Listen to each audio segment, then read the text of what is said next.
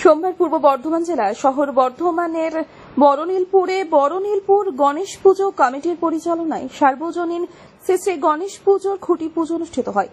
এই পুজো এবছর 11তম বর্ষে পদার্পণ করল। উদ্যোক্তারা জানান 7 দিন ধরে পুজো অনুষ্ঠিত হবে। এই পুজো আমাদের 11 বছরে পড়ল। প্রত্যেক বছরই আমাদের সুন্দরভাবে পুজো হয় এবং সুষ্ঠুভাবে অনুষ্ঠানও হয় এবং ভোগ বিতরণও হয়। আমরা প্রথম এই পুজোটা শুরু করি 10 থেকে 12 জন ছেলে মিলে, তারপর আস্তে আস্তে বড় হতে হতে আজকে 10 বছর অতিক্রম করে আজকে আমরা 11 বছরে পৌঁছেছি এবং সবাইয়ের মিলিত কাজ কষ্ট সেইভাবে চলে এসেছে এবং এখনো সুন্দরভাবে এবছরও যেভাবে আমাদের পুজোর অনুষ্ঠান হয় এবছর সেইভাবেই হবে।